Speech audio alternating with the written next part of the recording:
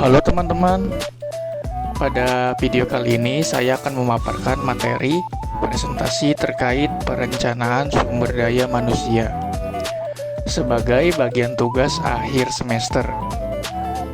Semoga penjelasan yang saya sampaikan mudah dipahami dan bermanfaat ya.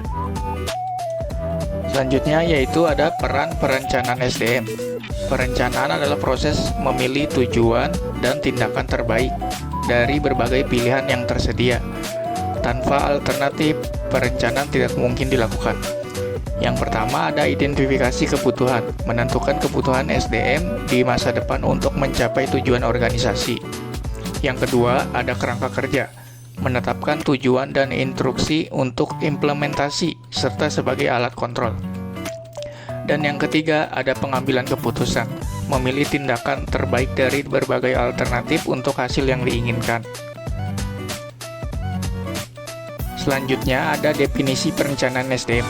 Perencanaan SDM adalah proses menentukan kebutuhan tenaga kerja dan cara memenuhi untuk melaksanakan rencana terintegrasi organisasi. Perencanaan sumber daya manusia adalah proses memperkirakan kebutuhan sumber daya manusia di masa depan suatu organisasi sehingga langkah-langkah dapat diambil untuk memastikan bahwa kebutuhan ini terpenuhi. Menurut pendapat Thomas Heston, tujuan utama perencanaan SDM adalah membuat kebijakan dan prosedur untuk memperkerjakan, mengembangkan, mempertahankan, mengintegrasikan, memelihara, menghukum, dan memberhentikan personel. Tentu ada kebijakan dan prosedur, menyusun pedoman untuk pengelolaan personel, dan juga pengembangan karyawan, memastikan pertumbuhan dan pelatihan sesuai kebutuhan.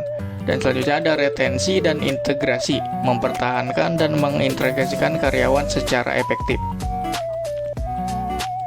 Selanjutnya ada tujuan manajemen SDM. Setiap organisasi memiliki tujuan yang bervariasi untuk pengelolaan SDM, namun intinya adalah membantu perusahaan mencapai sasarannya. Yang pertama itu ada lingkungan produktif, menciptakan lingkungan kerja yang mendukung pengembangan dan pelatihan manajerial.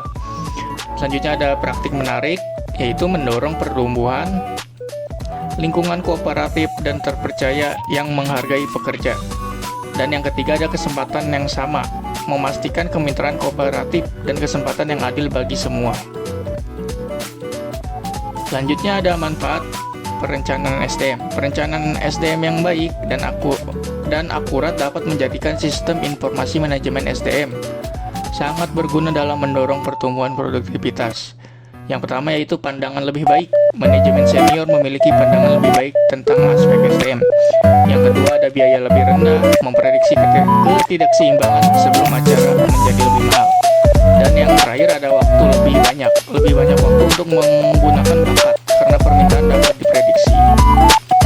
Selanjutnya ada keunggulan manajemen SDM. Manajemen SDM yang efektif memastikan pemanfaatan optimal sumber daya manusia yang ada dan peningkatan produktivitas.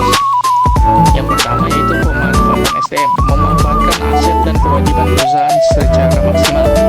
Yang kedua produktivitas, memastikan formasi karyawan sesuai untuk meningkatkan